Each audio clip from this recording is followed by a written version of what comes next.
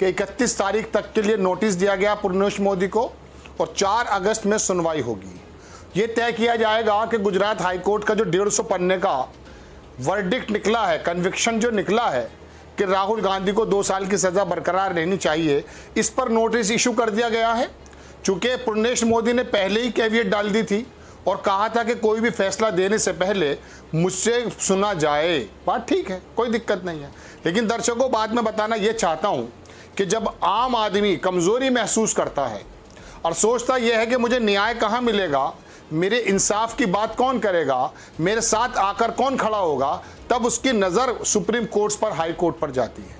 High courts के बारे में क्या क्या बातें चल रही हैं आप जानते हैं, लेकिन सुप्रीम कोर्ट के वो जजेस जो राहुल गांधी की इस सुनवाई पर बैठे हुए थे, उनके मन में भी किस प्रकार का डर था कि उन्होंने सुनवाई शुरू होते ही कह दिया कि मेरा भाई कांग्रेस में है, मेरे फादर कांग्रेस में भी रहे, कांग्रेस में इन द सेंस के कांग्रेस समर्थक रहे, क्या आपको अस्सलाम वालेकुम वरहमतुल्लाहि वबरकातुहू। अज़ीज़ान मिल्लत इस्लामी, आप तमाम उम्मती को अबू फैसल की तरफ से सलाम अर्ज़ है। घर में बैठी पर्दा नशीन इज़्ज़तदार माँ और बहनों को अबू फैसल की तरफ से सलाम अर्ज़ है। बहरहाल बहरल कैफ, अल्लाह से उम्मीद है आप लोग खैरियत से होंगे, अल्लाह की हिफाजत में होंगे। इन मलूनों की मलामत से, इन फ़िरक़ा परस्तों की फ़िरक़ा परस्ती से, इन दरिंदों की दरिंदगी से, इन माबनीचरों की माबनीचरी से, इन बलात्कारियों की बलात्कारी से, इन दहशत गर्दों की दहशत गर्दी से महफूज होंगे। अल्लाह आप लोगों को अपने हफ्ज़ अमान में रखे, अल्लाह अपनी हिफाजत में रखे, अल्लाह हर आबाद से, हर शर से आप लोगों को महफूज रखे। बहरहाल मेरे अजीज़ दोस्तों, मेरे भाइयों, ये देखा आपने 1 मिनट 6 सेकंड की या क्लिप इसलिए रखी गई है ताकि आप लोग देखो, देख कर समझो क्या चल रहा है। अभी जिस तरीके से एनडीए बौखलाहट का शिकार हो गई हुई है, उल्टे सीधे काम तो कर रही है, आप लोगों को अच्छी तरह पता है। ये पूर्णेश मोदी वही है जो गुजरात में गैर ज़रूरी राहुल द्रविड़ के एक केस में जब क्रिकेट खेल रहे थे वहाँ पर, तो उनसे भी उलझ पड़ा था। राहुल द्रविड़ से जब उनकी गाड़ी जा रही थी तो सिग्नल पे उलझा था। खैर वो चीज़ वो अलग इशू है। अब लेकिन ये पूर्णेश मोदी के बारे में मैं ये आप लोगों को ये बताऊंगा, इसने जिस तरीके से राहुल गांधी के लिए जो हरकतें की और जो झूठे इल्ज़ामें लगाए, इसके कहने की वजह से 2 साल के लिए उनको राज्यसभा से बाहर रखा गया। उनके ऊपर ये पाबंदी आयद की गई, जबकि ये नस्ल हराम है और ये किस उसका है बीन्स है, कैसा बीन्स है आप लोग अच्छी तरह जानते हैं। इसमें कुछ बताने की या कुछ करने की ज़रूरत नहीं है, अक्लमंद को इशारा काफ़ी। उसके बाद सुप्रीम कोर्ट को चैलेंज किया था राहुल गांधी ने और चैलेंज एक्सेप्ट किया गया। अब इसको 31 जुलाई तक की नोटिस दे दी गई है। ये इसका नाम भी जो है सो लेने का दिल नहीं बोलता भाई पूर्णेश मोदी का, लेकिन मजबूरन आप लोगों को जानना भी बहुत ज़रूरी है, इसलिए बार बार लेना पड़ता। जबकि मालूम है तारत का ढेला है वो, ये तारत के ढेले रहते हैं, मालूम है, समझ गए ना आप। तारत के ढेले बोले तो कहाँ पे यूज़ करते हैं हम लोग, क्या के लिए यूज़ करते हैं, किस चीज़ के लिए यूज़ करते हैं, ये सारे आप लोगों को अच्छी तरह इल्म है। तो ये मैंने इसके लिए नाम रखा है। तो 31 जुलाई तक की 31 जुलाई की नोटिस दे दी गई है और 4 अगस्त को इसकी सुनवाई होगी, यानी फैसले की घड़ी आ जाएगी। अब यानी हमको ये समझ में भी आ रहा है, दिखने में भी आ रहा है, जिस तरीके से उसको बदनाम किया गया वो सारे के चीज़ें वापस ले जाएंगे और राहुल गांधी को हरी झंडी मिल जाएगी।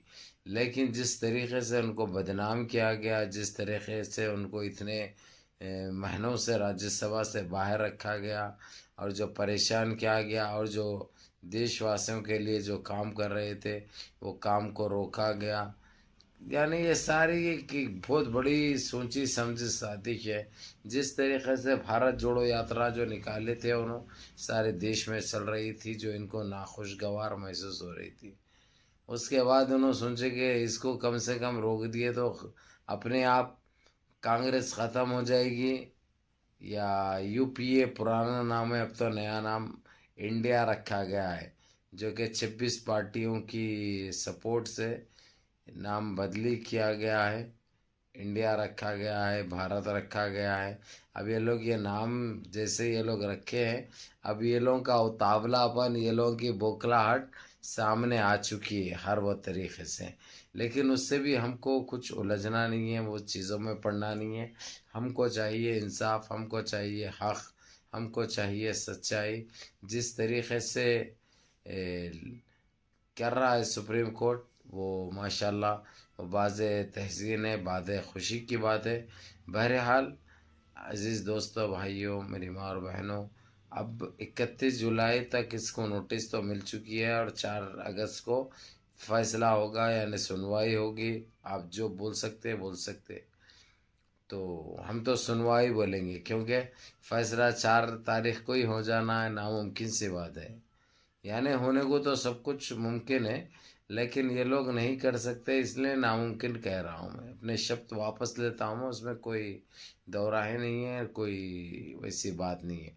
बहरहाल मेरे अजीज़ दोस्तों, मेरे भाइयों, मेरी माँ और बहनों, इनका हाल बहुत बुरा होने जा रहा है एनडीए का, क्योंकि ये लोग जो अपने मूत्र के नशे में चूर हो गए थे, इनको कोई चीज़ समझ में नहीं आ रही थी, ना दिखाई दे रही थी। ये इतनी नाइंसाफ़ी कर रहे थे देशवासियों के साथ, जो कि आप लोग जानते भी हैं, आप लोग देखे भी हैं, आप लोग को पता भी है। लेकिन मैं फिर भी यही कहूँगा आप लोगों को, मेरे अजीज़ दोस्तों, मेरे साथियों, अभी इनको जो पनिशमेंट मिलेगी, इनको जो सज़ाएं मिलेगी, ये सज़ाएं क्या देश का इतना नुकसान हुआ, देश हमारा इतने साल पीछे गया, क्या ये दे देने से ये वापस हो जाएगा? नहीं। ऐसे लोगों को लेकर आकर इख्तिदार पे ये हमने बहुत बड़ी गलती की, हम देशवासी ने बहुत बड़ी गलती की, जो उसका खुमियाजा भी भुगतना पड़ रहा, उसका हर्जाना भी भुगतना पड़ रहा। ये हमारे गलतियों का नतीजा है। आज हम पे ख़बीस हो के ये ख़बीस के बच्चे इतने गंदे क़वानीन लागू करें, और इनके पास तो एक ही चीज़ रह चुकी है, सिर्फ मुसलमान को मंदिर मस्जिद के नाम पे परेशान किया जाए, इनमें आपस में ये लोग के रंजिशें बढ़ाई जाए। ये गुप्त तरीक़े से पूरी प्लानिंग के तौर से ये लोग ये काम अंजाम दे रहे हैं। लेकिन इसमें भी हमको बग़ैर उलझे के हमको हमारे देश की सोचना है, देशवासियों की सोचना है, देश की महंगाई का सोचना है, देश की बेरोज़गारी का सोचना है, किस तरीक़े से ये ख़त्म किया जाए। जो कि हम पे जो अत्याचार, जो जुल्म हो रहा है, ये बहुत ख़तरनाक है। ये सारी दुनिया में एक तमाशा बने हुए है, इनके पास कुछ नहीं है भाई। लोग चांद पे जा रहे हैं, इन्हों गटरों में जा रहे हैं, इन्हों 400 साल पीछे जा रहे हैं, वो लोग 400 साल आगे निकल जा रहे हैं।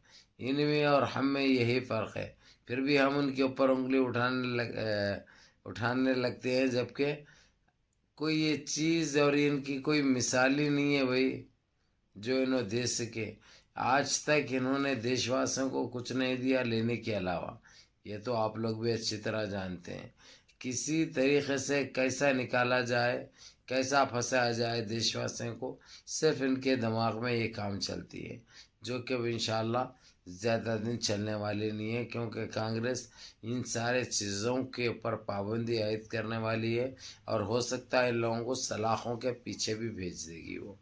बहरहाल कैफ मेरे अज़ीज़ दोस्तों, मेरे भाइयों, मुनज़्ज़म रहिए, मुत्तहिद रहिए, अपनी सफ़ों में इत्तेहाद बरक़रार रखिए, नमाज़ों की पाबंदी करिए, और अपने इस भाई को भी दुआओं में याद रखिए। अस्सलामु अलैकुम व रहमतुल्लाहि व बरकातहू।